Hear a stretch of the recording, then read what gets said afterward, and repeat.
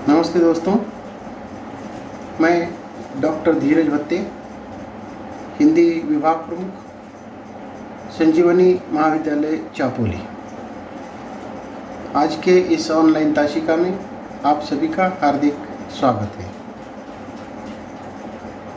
BA, BCom, BSc द्वितीय वर्ष के द्वितीय भाषा अर्थात एशियल हिंदी पाठ्यक्रम के अंतर्गत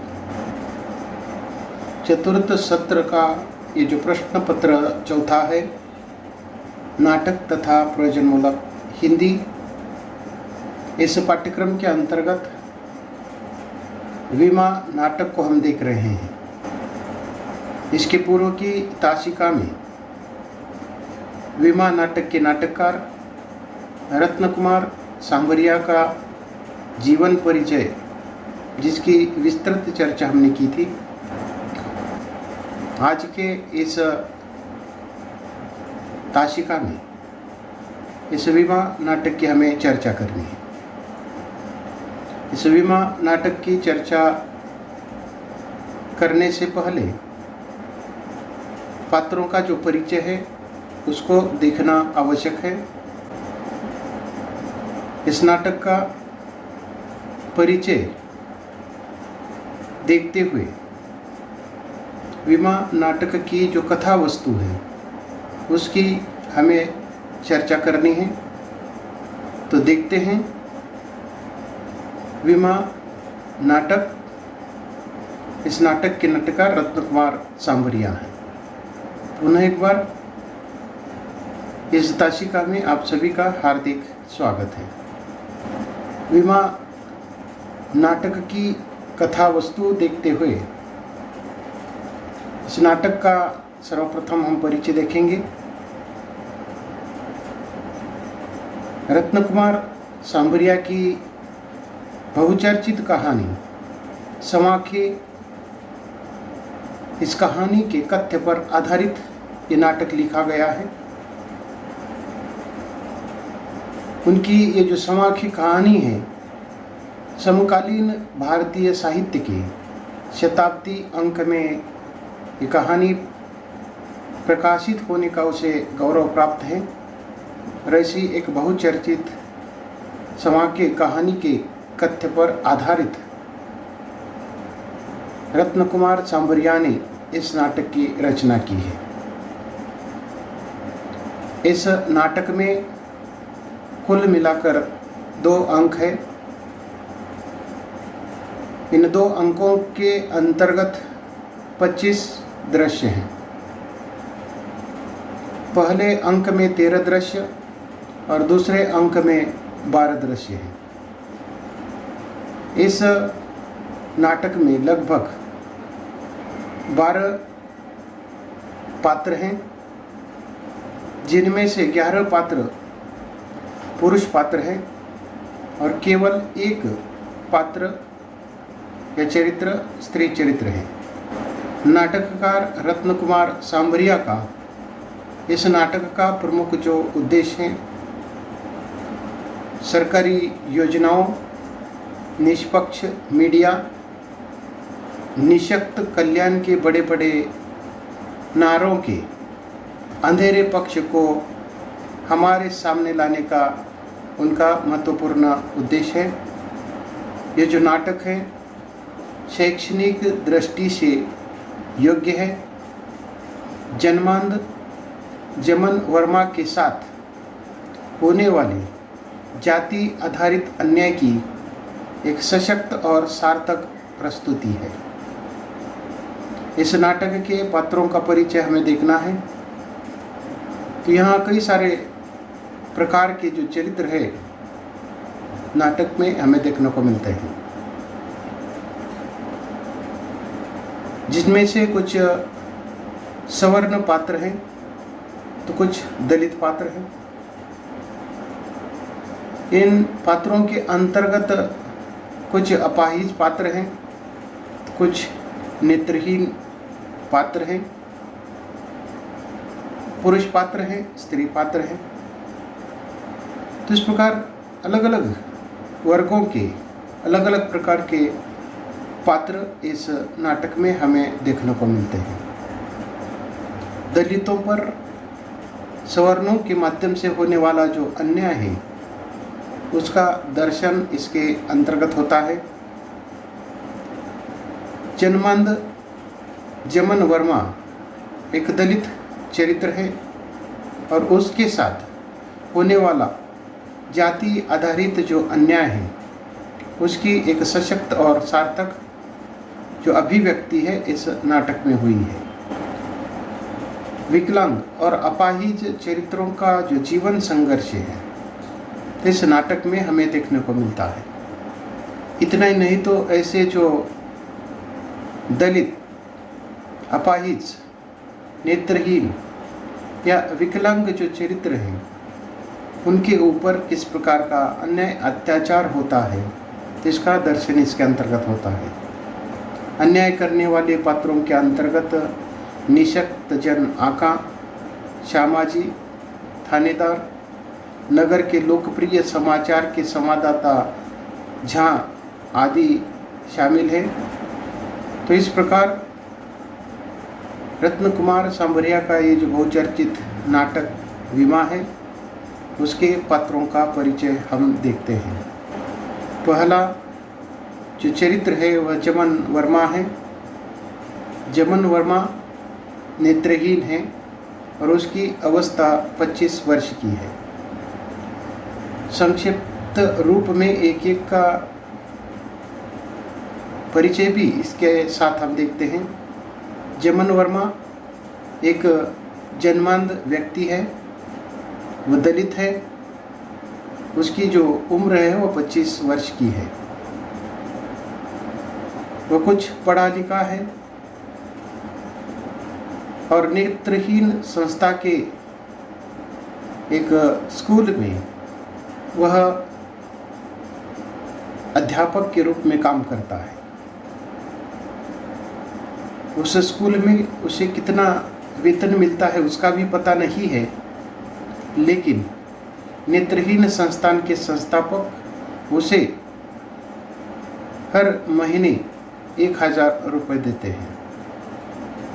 जमन वर्मा को दूसरा जो चरित्र है विमा है, जो नेत्रहीन युवती है जिसकी अवस्था 23 वर्ष की है। जमन वर्मा को विमा से प्रेम होता है। आगे चलकर इन दोनों के जो सपने हैं वह विवाह के रूप में साकार होते हैं,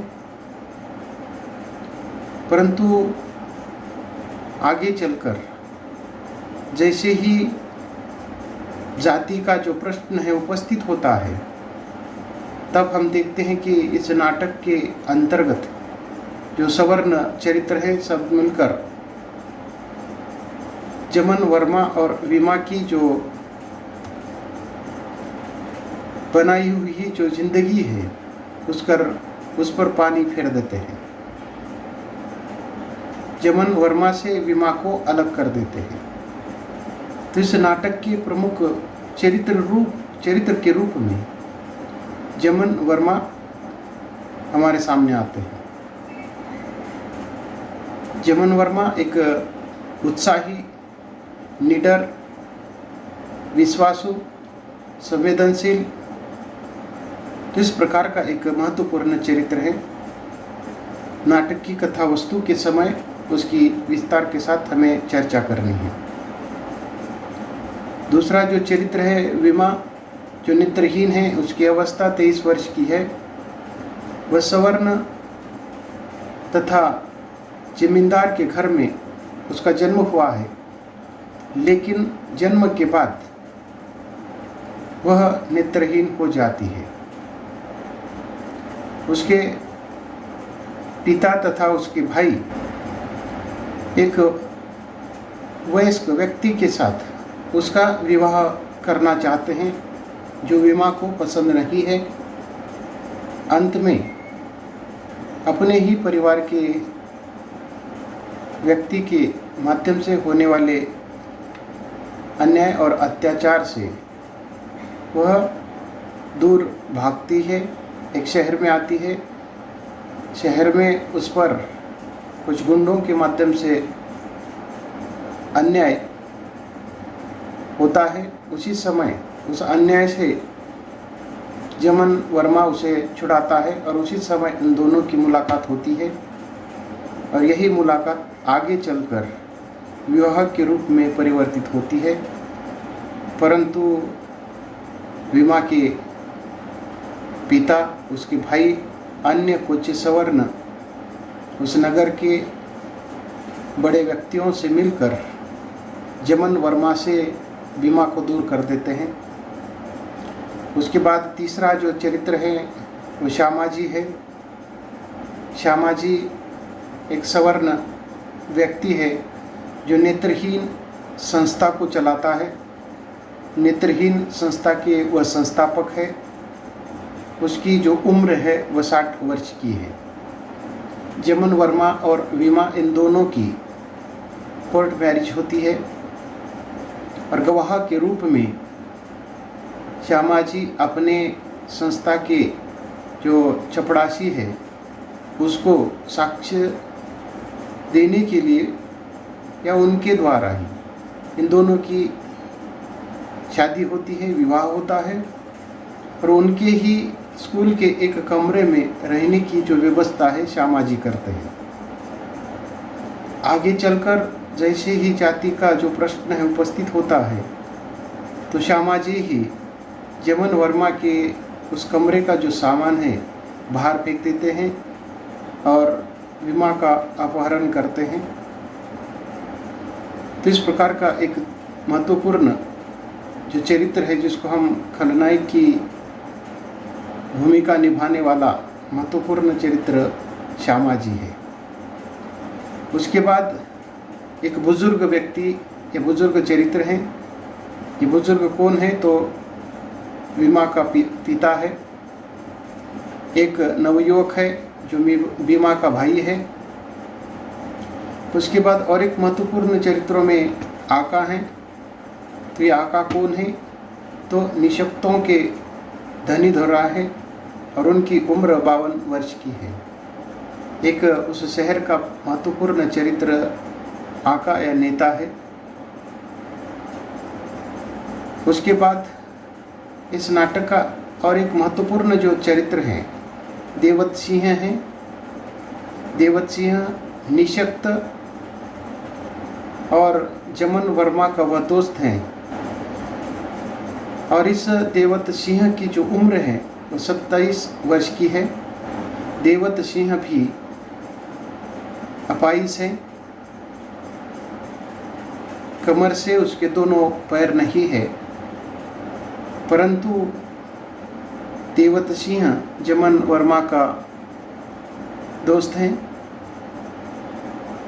और जमन वर्मा के ऊपर जो अन्याय अत्याचार होता है उसको दूर करने के लिए पूरी जो सहायता है, पूरा जो सहकार्य है देवत सिंह जमन वर्मा को करता है। उसके बाद और एक जो चरित्र है वह शीशी जहाँ का है और ये जो शीशी जहाँ है वह एक नगर के लोकप्रिय समाचार पत्र के संवाददाता है और वह भी सवर्णों में से हैं।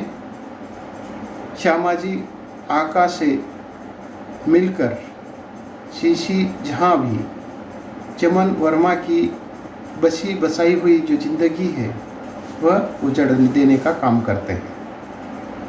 इस नाटक के अन्य पात्रों के अंतर्गत रिक्शेवाला, थानेदार, कांस्टेबल, चपड़ासी तथा अन्य कुछ चरित्र हैं।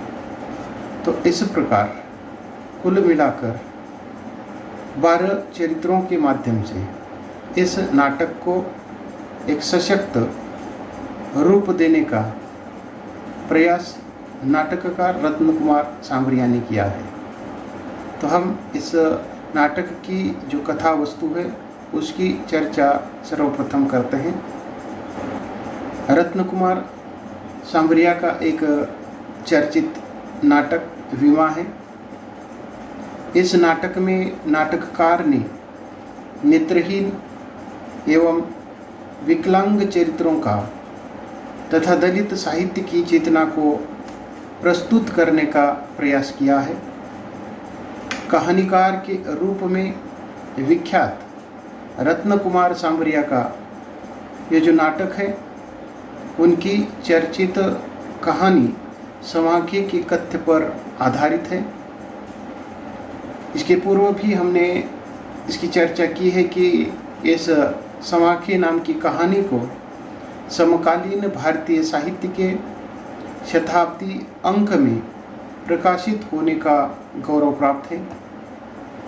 इस नाटक में हम देखते हैं कि सरकारी योजनाओं, निष्पक्ष मीडिया, निशक्त कल्याण के बड़े बड़े नारों के अंधेरे पक्ष को सामने लाने वाला नाटक विमा है, जिसमें शैक्षणिक दृष्टि से योग्य जन्मांध जमन वर्मा के साथ होने वाली जाति आधारित अन्याय की सशक्त और सार्थक जो अभिव्यक्ति है, इस नाटक के अंतर्गत नाटककार ने की है। ये जो नाटक है, इस नाटक को Ambedkar moment of culture and literature Nagpur की ओर से हिंदी के वरिष्ठ साहित्यकार के रूप में रत्न कुमार सांवरिया का ये जो नाटक विमा है, उसके लिए राष्ट्रीय अश्वघोष पुरस्कार भी प्रदान करते हुए उनको सम्मानित किया गया है। विमा निशक्त एवं दलित विमर्श पर देश का पहला नाटक माना जाता है। दलित साहित्य का प्रेरणा स्रोत मूलतः बाबा साहब अंबेडकर जी के विचारों से ही प्रारंभ होता है। दलित साहित्य संघर्ष का साहित्य है और यह जो साहित्य सामाजिक व्यवस्था में पीड़ित हुए सामाजिक न्याय, समता, स्वातंत्र्य, बंधुता या भाईचारे से वंचित समाज की वेदना से उभरा हुआ साहित्य है।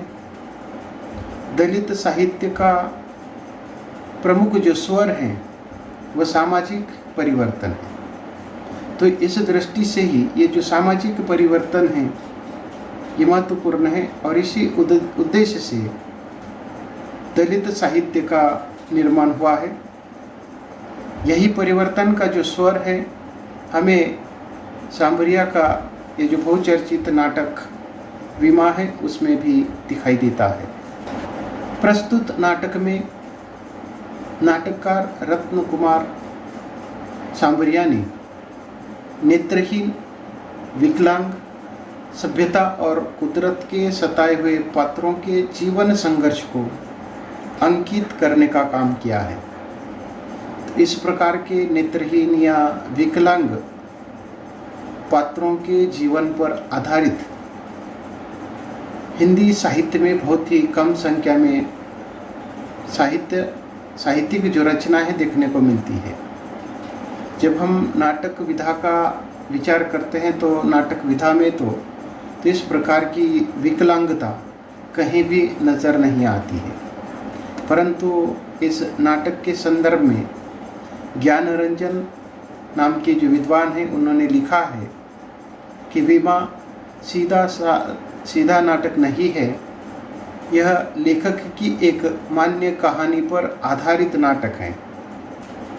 क्योंकि कहानी और नाटक के विधान अलग होते हैं, इसलिए अनिवार्य रूप से कहानी और नाटक की जो सफलताएं हैं वह भी अलग अलग होती है। दर्शक और पाठक की जो तृप्ति है और खुशियों के नियम भी भिन्न होते हैं।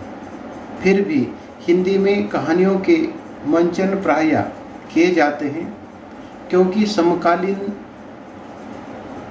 के अंतर्गत मौलिक नाट्य भीष्म साहनी, धर्मवीर भारती, मोहन राकेश, मन्नू भंडारी के बाद काफ़ी कम या नहीं के बराबर पाए जाते हैं।